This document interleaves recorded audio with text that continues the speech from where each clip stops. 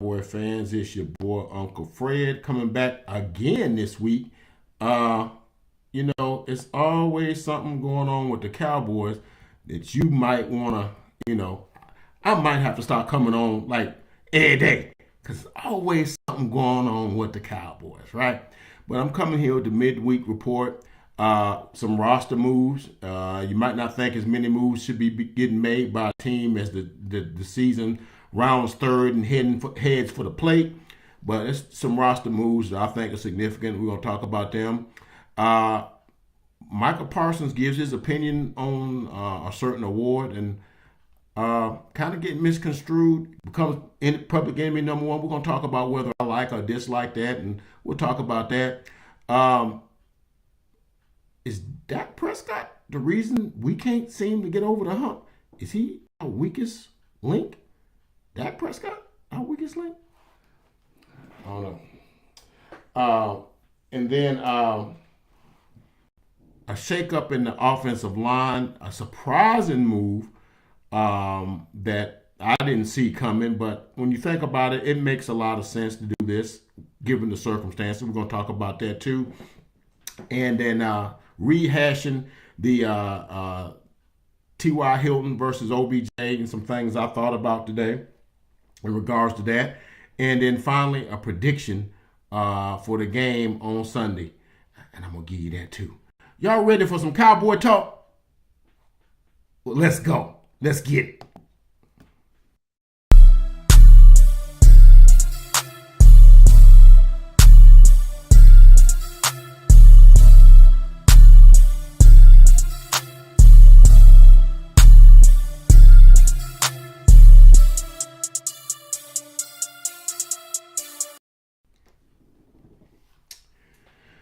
Again, what's good, people? It's your boy, Uncle Fred, back in the house, back in the saddle. One more again, more content. Happy holidays and Merry Christmas. And I hope y'all know the real meaning of Christmas. It ain't about the gifts. It's about the gift that was already been given 2,000 years ago. I ain't gonna preach to y'all today, though, but we know that's what Christmas really about. But it's an opportunity to get to feel good about yourself and give thanks also, and spend time with your friends and family, and that's what's important. But anyway, as it relates to the Cowboys, roster moves.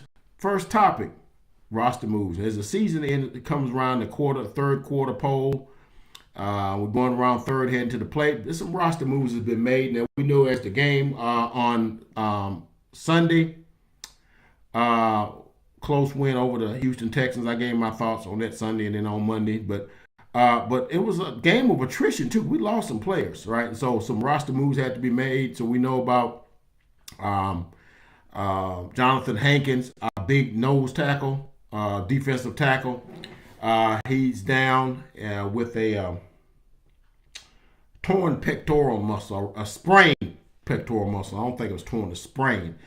And according to Jerry Jones, he's going to be out for the rest of the regular season. Probably expect to happen for the playoffs. The reason I'm raising my eyebrow on that because that's going to allude to something a topic I'm going to talk about later in this video. But so with that being said, we made a move and they signed a dude named Anthony Rush, not Cooper Rush. We got two Rushes now. Anthony Rush. He defensive tackle, nose tackle, 6'4", 364 pounds. Drafted in 2019. I think he's 26 years old. Out of UAB. So he's signed to the practice squad. Don't look for him to play this week. Get him ramped up. I think he's played for the Eagles, the Packers, and the Falcons in his career. Yeah, he's gonna be a trash can full of dirt. What I like to say, sit there and hold that middle, 360 pounds. You ain't moving that dude. So we definitely expect him to get activated when we play the Eagles on Christmas Eve because we definitely gonna need all hands on deck on that defensive line for that Eagles vaunted rushing attack. So we're talking about him. But also, we know that we are kind of hurting in the cornerback position because we know that Anthony Brown went down in the Colts game, and so we went with Kelvin Joseph. But I don't know that we really are comfortable with Kevin Joseph yet. We'll turn over the opposite cornerback position to him, opposite Trayvon Diggs. So they made some moves. We talked about Mackenzie Alexander. I think it was the first move they made. We talked about that earlier. Mackenzie Alexander, second round pick out of Clemson back in 2016, played for the Minnesota Vikings, and I think the Miami Dolphins. I think is some of the teams he's played for. He's a solid corner. He was one of the better corners coming out of college that year, in 2016. So when they signed him, he should see some action on Sunday. In addition to that, we also had activated a guy that we picked up back in October, Kendall Sheffield, a fourth-round pick out of Ohio State back in 2019 also. Solid corner. He's played for Quinn before.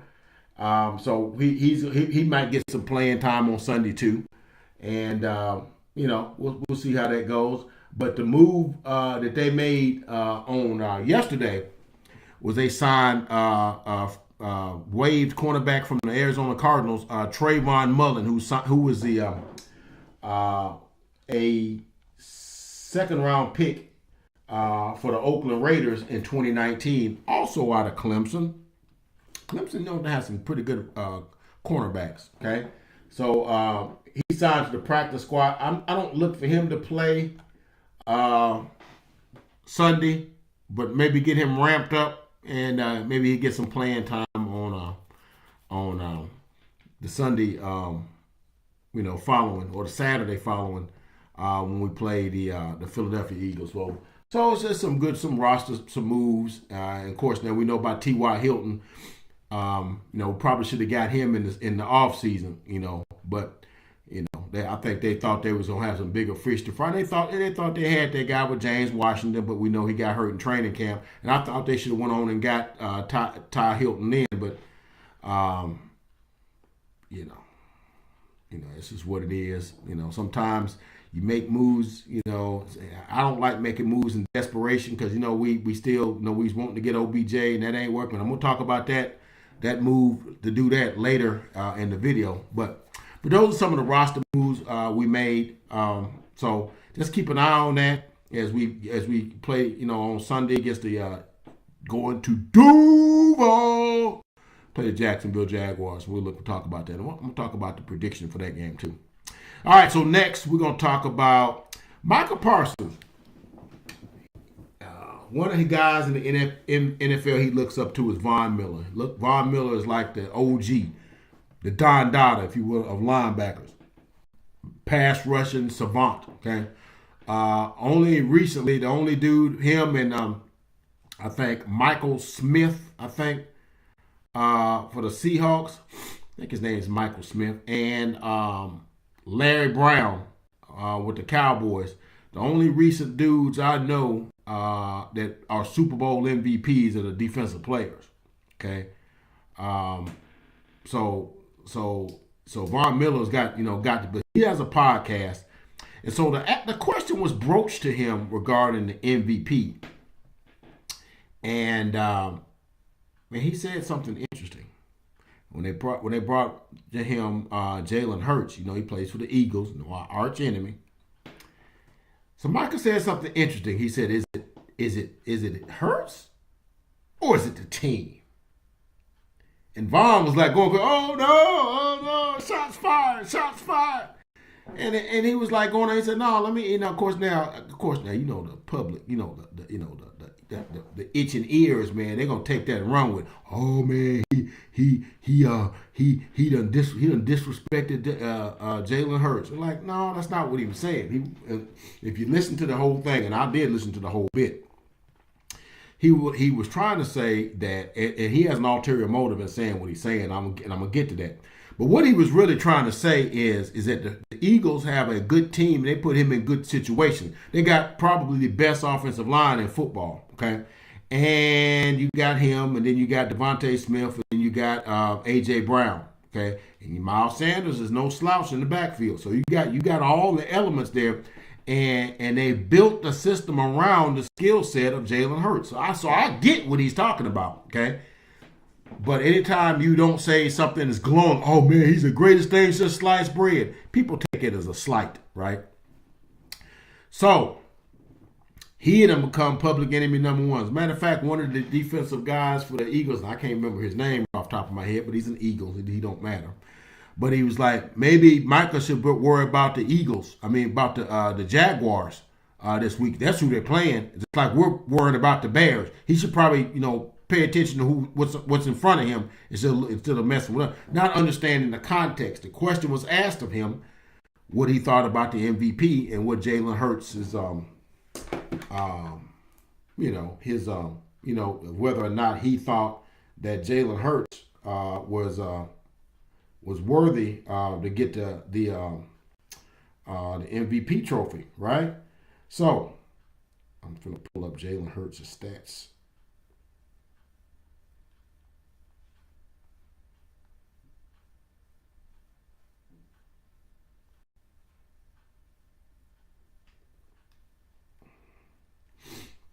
All right, here we go. All right. He's completing 68% of his passes. He's thrown for 2,100 and he's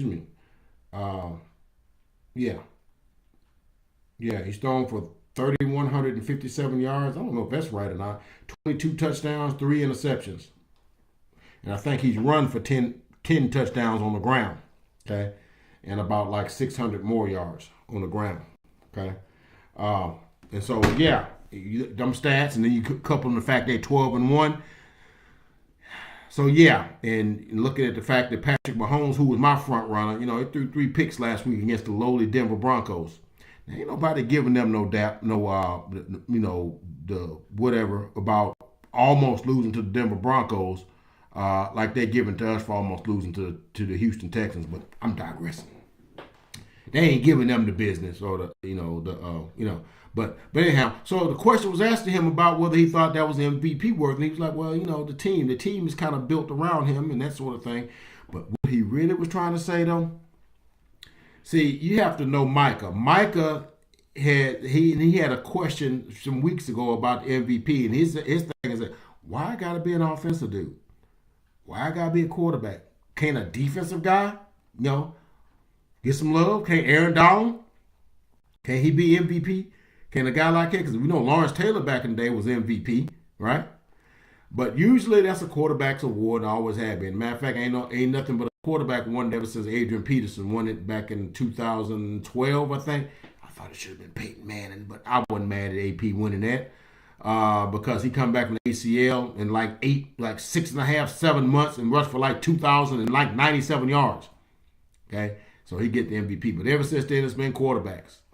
Ever since then, it's been quarterbacks. So 2012, 2013 when it was Peyton Manning, 2014 was I think Tom Brady, 2015 I think it was Cam Newton, 2016 Matt Ryan, 2017 was I want to say it was Tom Brady again, 2018 Patrick Mahomes, 2019 Lamar Jackson, 2020 I think Aaron Rodgers, 2021 Aaron Rodgers, and then we got 2022. How I do? I do pretty good. All quarterbacks, right? So that's what his angle was. That he felt like defensive guys are impactful too. All right, and they should be given some sort of consideration when it comes to those things. That's what he's really saying. Okay, but many times it ain't what you say, it's how it gets interpreted. It ain't what you say, it's how they took it. So they taking it as a slight. Now I ain't got a problem with you, dude. Shoot your shot, but come Christmas Eve, yeah, I'm gonna need you to ball out because you done wrote checks. Now it's time to cash. All right. He become public enemy number one, but you know what, Micah? Do your thing. Shoot your shot, and we gonna see what happens. Okay. So also this week there was a stud on Get Out on Get Up. I was gonna say Get Out. Ooh. On Get Up, there was a discussion made with Stephen A. Smith and Mike Greenberg and Olowski. They was talking about what would be the reason the Cowboys don't finish. And they looked at the game Dak had Sunday. He 284 yards, 1 touchdown, 2 pretty head scratching interceptions, right? So they was like, is Dak Prescott the weakest link? Now I hear a lot of people on Dak, and I give Dak the business too where it's warranted, because I think sometimes, as long as you've been in the league, certain things you ought not be finding yourself doing. Some of them interceptions, like, dude, just take the sack, dude. Don't take an interception. Do not throw an interception when you're in the red zone. If it ain't there, throw that thing in the dirt, kick the field goal, we'll be fine. When you're on your own 2-yard line, you can't throw an interception. If you see a guy beating this guy, throw that thing away or take the sack, and we'll punt and we'll live to fight another day. Because by that time they had figured out the defense. Their defense had figured their offense out, right? So it'd have been all right. You threw interceptions. But it happens. Patrick Mahomes threw some terrible interceptions. So sometimes it happens, right? So the question was asked: is Dak Prescott the win? If we don't finish this thing, would it be because of Dak Prescott? Now, I will caution you for thinking that, because I know a lot of Cowboy fans are really, polarized when it comes to Dak Prescott. Just like it was polarized when it came to Tony Romo. Okay, but I always thought that was corny. I'm like my man CFT and Cowboy Fan Talk. Shout out to Mr. Rome. I'm like him. I think that's corny. If you with the Cowboys, you for everybody that played for them. Why would you want a player to play for the Cowboys to not do well, and so you could talk about it? What are we doing here, right? Now, I will when they do wrong, I'm like, hey man, let's clean that up, and that's what Dak said. As a matter of fact, I don't want to get into this, but your owner was on 105.3 The Fan, which he's wanted to do, always just wanting to talk and say some things about, he want his quarterback to be aggressive but not make mistakes. I'm like, duh, who don't want your quarterback to be aggressive, not make mistakes? I mean, yeah, that's just like I want to make money and not spend it. Of course. Who don't want that, right? I want to be sunny skies all day and it not rain, right? Of course you want that. You're saying something. Why are you saying the duh things? Yeah, he just got it done. I'm like, dude, you didn't need to say that. Dak done beat himself up. If you heard him in his press conference, yeah, I got to clean up. Because he got 9 interceptions in 8 games. Yeah, not good. He done almost won whole seasons not throw as many interceptions he's been throwing this year. 3 games he's had 2 interceptions in. Okay. So the question is he our weakest link? If we don't finish this thing, would it be because of Dak Prescott? And I will caution you also because of the fact that when we had another quarterback in there, now we went 4-1, but the schematic was different because they ran it probably 60% of the time and threw it like 38 to 40% of the time, all right? And threw for like 175 to 200 yards a game, and we scored about 18 points a game.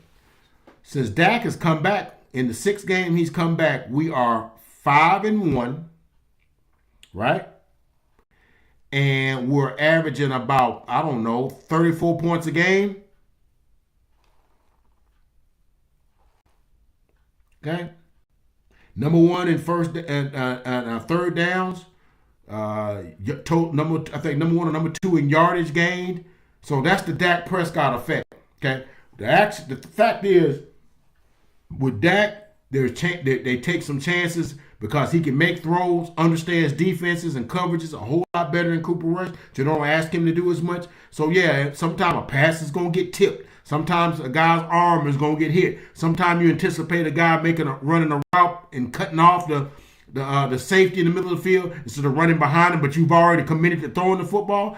Sometimes you get interceptions like that. Sometimes you think you're gonna get an offside penalty and you throw it out there and it gets intercepted. And it happens, right? But he'll clean. But I'm gonna tell you who I think the real Weaklink is. Now the Cowboys many times come up short, and it leaves us heartbroken every year. And some of our fans are what I call low-hanging fruit fans and go reaching for the players. Oh, Tony Romo, man, Tony no, Tony okay. Tony Romo was a serviceable quarterback. He just needed good coaching. Okay, he wasn't doing all the stuff when Parcells was coaching him. But then you got Coach Clapper, who's really, never chastises nobody, never, nobody fears. And so the Cowboys, didn't do as well as they should have done, with him. And then that same polarization is moved to Dak Prescott, okay? But you really want to know who the real Weaklink is? Who is the person that undermines the coaching of every coach that we have? Coach has a game plan. He wants to insert himself into the game plan. It's like I was saying earlier when we found out about Jonathan Hankins, who reported that Jonathan Hankins wasn't going to play the rest of the regular season, but get ready for the playoff. Oh, it wasn't Mike McCarthy. No, it was one Jerry Jones. And I think Stephen A. said he's the owner, he's the general manager, he's the president, he's the publicist. He owes everything. He want to do it all. Okay. And what it does is, now see, people gonna come at me sideways. I'm like, look here, dude. I'm gonna tell you something. I want y'all to sit back and listen to what I'm about to say. I've been a Cowboy fan for 45 years. Okay, I was a Cowboy fan for 12 years before Jerry Jones even set foot on this place. Never thought about it. I was a Cowboy fan before many of y'all that watch my videos, your mama ever met your daddy. That's how long I've been a Cowboy fan. I done seen a lot of things. Okay, I done seen the Cowboys go from. Now I might not be able to tell you who scored a random touchdown against the then St. Louis Cardinals in 1983, okay? But I can tell you in 1983 they went 12-4. They was 12-2 and met the Redskins at the 14th game of the season and was supposed to be in the clash of the Titans. And we lost 31-10, and we lost that game. Lost the next week to the 49ers, went 12-4. With 9-7 the next year, missed the playoffs. 10-6 the next year, made the playoffs. Got beat 44-0 by the Bears, okay, and lost in the playoffs to the Rams. Vince Ferragamo again. All right. So 86, Steve Pelluer years didn't go to the playoffs. 87 didn't go to the playoffs. Danny White hurt half the season. 88, 3-13, the last of Tom Landry's years, 3-13 in the offseason. He is removed, and Jerry Jones buys the team from bum right, and he sends Tom Landry out the door. They go 3-13. They draft Michael Irvin, and then 89 they drop to 1-15, and they make a blockbuster trade, trading Herschel Walker to the Minnesota Vikings. One of the draft picks that they acquired with that pick was allowed them to get Emmitt Smith. Okay, and of course, they got some other picks and stuff like that. And so they go 7-9 that year. They were 7-7 in that year, and they lost their last two games, one of which was to the Atlanta Falcons at Fulton County Stadium. I was at that game, only Cowboy game I've ever seen at Fulton County Stadium. We lost that game. Dion played for the Falcons. He ran the interception back, had the high step going. I was at that game, okay? And Troy Aikman didn't play, and Babe Laufenberg played that game. Okay, I remember that. And they lost the last week of the season to the New Orleans Saints, I think, and they went 7-9. But the next year they go 12-4. They go 13-3, win the Super Bowl. 12-4, miss 2 games with Emmett, get him signed, win the Super Bowl. Fired Jimmy Johnson because the stuff that Jimmy was doing. Jerry wanted to bring the same circus stuff into the atmosphere, what they're doing now, and he wanted to be in on the coaches' meetings. When the coaches are going talking shop, he want to be in on it. I'm like, no, this is our thing. We don't come to see you when you with the owners, and then y'all go to y'all's golfing events and stuff. We don't. That's y'all thing. Jerry took that as a slight, and they fired him. And never again was there a coach for the Cowboys that the players feared. And I think that was the undoing of the Cowboys right there.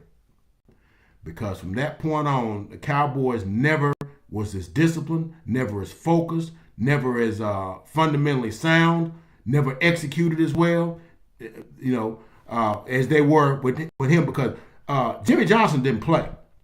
Okay, Jimmy Johnson cut a dude for falling asleep in the team meeting. Cut a running back, Kirvin Richards. Playing the Redskins late in the season. I think the year we won the Super Bowl. Fumbled the football in a game where he's winning like 28-7 or something like that. I can't remember the exact score. But cut that dude to let everybody know, look, we're not playing here. Okay?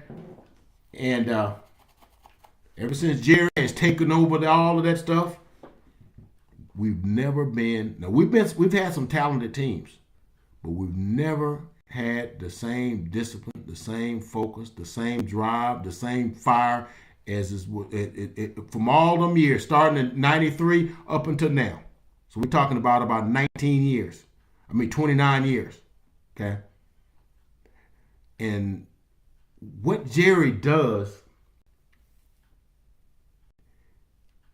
it's more important for him to make a photo op, a publicity op, or a marketing op than it is for him for the team success.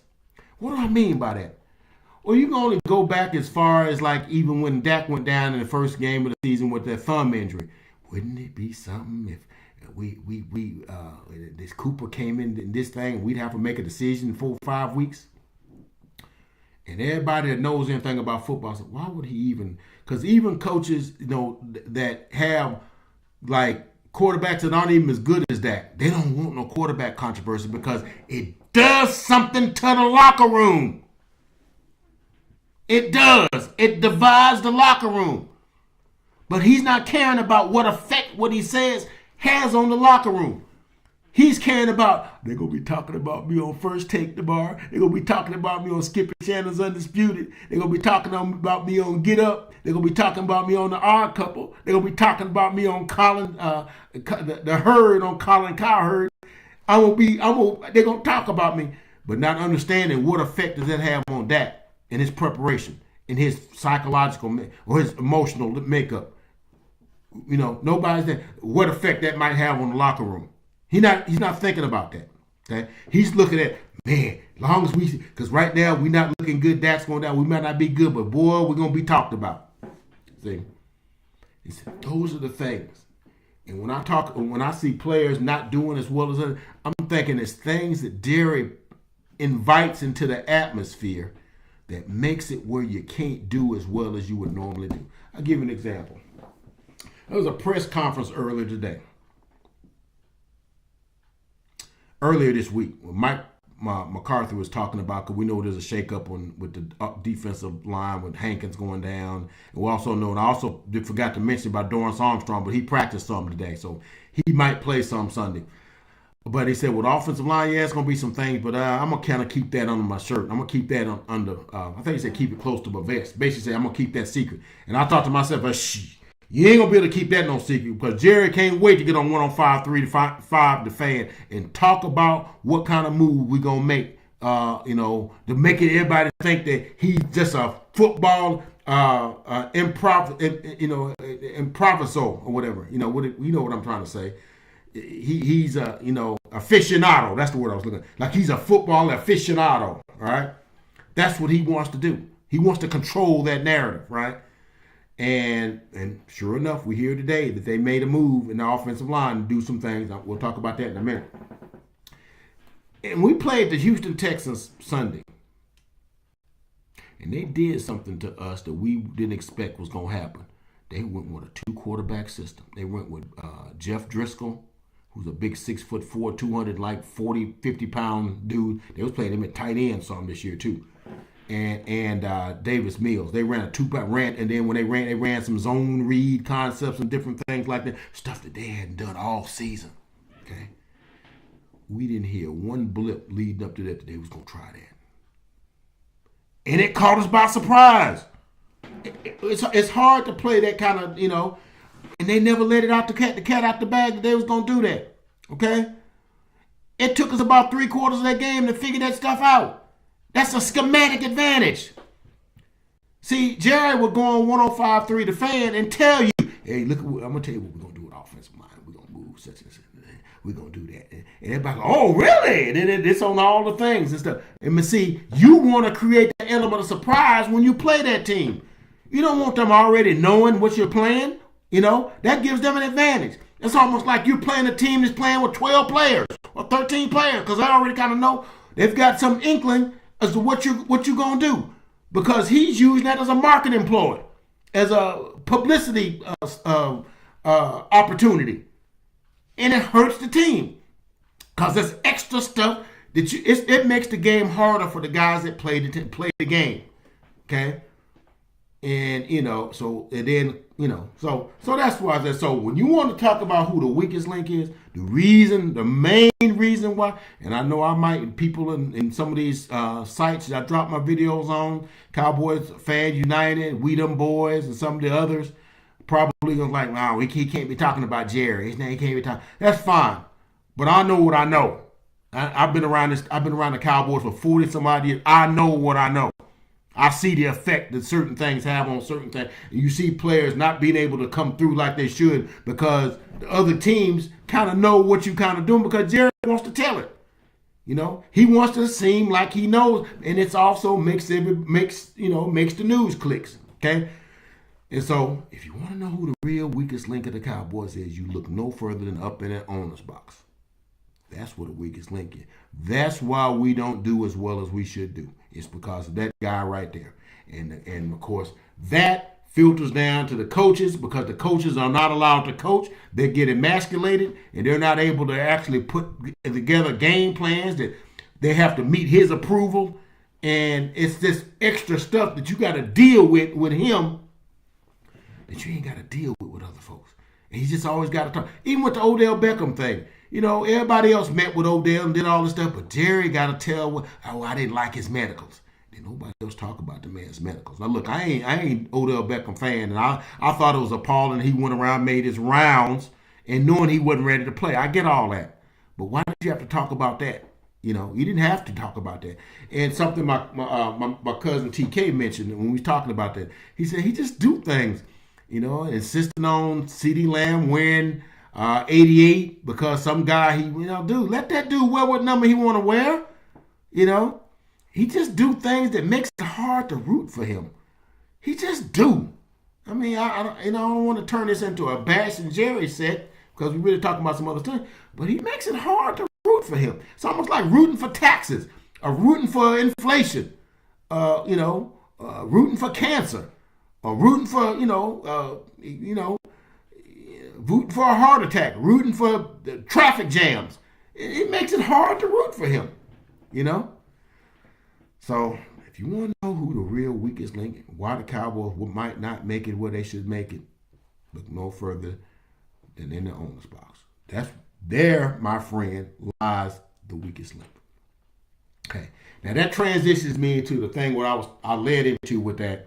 Is that there's a shakeup in the offensive line. We was wondering what they was going to do. Probably going to move Jason Peters to right tackle because he fielded admirably on that last 98-yard drive. But and this is the thing I think that Mike McCarthy was talking about. But of course, you can't keep no secret with Jerry on board. So I think it was let out the bag today, and some of the other talk shows were talking about it. That they are thinking of moving, activating Tyron Smith for this week. And putting him on the right side. And when I thought about it, I said, yeah, that kind of makes some sense because you kind of want to get your best 5 offensive linemen on the field. Tyler Smith is doing admirably at left tackle. And you want to keep, so what I envision is they're going to have Tyler Smith at left tackle, Connor McGovern at left guard, Tyler Biadasz at center, of course, Zach Martin at right guard, and Tyron Smith at right tackle. That right side is Hall of Fame, man. You talking about road grading and pass protecting excellence on that right side, man. So you get and you still keep Jason Peters as your swing tackle and what have you. And then if you need Josh Ball, he fill in if somebody get hurt. He's the last guy on the pecking order. Because I thought too, I said, man, Jason Peters 40. How many snaps you really want to try to get in? Because you don't want to wear the dude out. You really don't. You want to keep him fresh. So Tyron Smith, about as fresh as they come, because he ain't played this year. Okay. And he's been a monster in practice. So that's what's going on with that. So look for that. See, that would have been a nice thing to have sprung on Jacksonville when they roll out into is it Alltel Stadium? Is that what they call that now? I forget. That would have been a good thing to roll out there, but Jerry just can't. Nah, I gotta let y'all know how smart I am. Dude, it really ain't about you. Will McClay does all the heavy lifting. Will McClay ever leave the Cowboys? You really know the Cowboys would really sink to the bottom, because then you really see how much Jerry really don't know. Okay, Will McClay is the dude. That's the dude. If you don't know, go look him up. Will McClay does the drafting, does the scouting, watches the film, goes to the combines. He does all that stuff. Does all of the reporting, does all that. And he writes all that stuff down on a nice little index card, slides it over to Jerry. And Jerry gets to talk like, yeah, we did. You don't know what the heck you talking. Will McClay, that's the dude. All right. So we get ready to close this video. We made a deal for T.Y. Hilton. Y'all know T.Y. Hilton is not like for like Timothy, Yancey Hilton. It's really when he was young, he would run around behind his father. His father's name Tyron Hilton. Okay. And they would just call him Little Ty. So he became Ty or T.Y. Even though his name is really Tyrone, you would think when it's T.Y. initials like that, you would think it'd be like Timothy, Yashir or whatever. But no, it's T.Y. That's kind of like trivial stuff you probably didn't need. But I'm just letting you know that's what that stands for. But anyhow, so we get him. He comes in. It's just Mike McCarthy said he's ready. He's ready to go. He came in, ran, blew him away with his workouts. Dak has talked glowingly about how well he knows the offense and things of this nature. And he comes in and, he, like I said, works out. He knows, he's learning the offense. I look for him to play some this weekend, on Sunday. And then, but ain't nothing really been said about it. But your owner's still fawning over OBJ. And I really should have talked about this in the last segment, because the thing is, OBJ has so much buzz that Jerry can't help himself. Like, I got to attach my star to his star, and we'll have our stars together. I'm like, dude, we don't even know if this dude could even play. We don't even know what he got left in the tank. He just coming in with buzz and sizzle. We don't know what kind of substance he got. I'm the one reason I've never really been a big OBJ fan, because it's a lot of sizzle. Okay, see, I'm a steak guy. I like the smell and the sizzle in it. And it's on the grill. I like it, but I don't like the sizzle if it ain't no steak with it. I like icing too, but I'd rather have the cake, But Jerry liked sizzle and icing. He liked that stuff, because he's all the buzz, all the media buzz. People are always going to be talking about him as long as OBJ's on the team. And we don't know if he's a good locker room presence. We don't know if he's going to be a mentor to the younger receivers. We don't know any of those things. But we do know that T.Y. Hilton is doing all those things, but he's doing it quietly. And I've already went over the comparative analysis. Now T.Y.'s played 47 more games than OBJ, and it has 100 more catches. But their yardage per catch, and 1,000-yard seasons, they about the same. His high is 101 catches. T.Y. Hilton's high is like 92, 93 catches. So their career paths are almost identical. It's just that T.Y. did it without a bunch of swag and Instagram and Twitter followers, and he just played the game.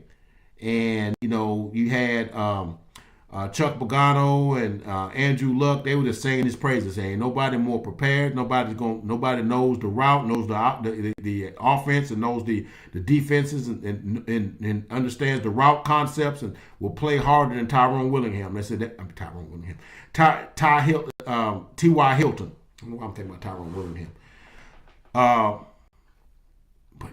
But Jerry's still fawning over OBJ. We don't know if he's going to be a good locker room presence or not, if he's going to be a mentor to those guys. We don't know any of those things. Okay? He may be a great receiver, and he may do great. I don't know. But I know this guy came in. He didn't have to be took out to Nick and Sam's. He didn't go to the Mavericks game. He came in and got to work. Okay? I always will be for guys that put their head down, get to work, do their job. I don't care. Look, ball game, 3rd and 7. I need a guy to come down with the catch.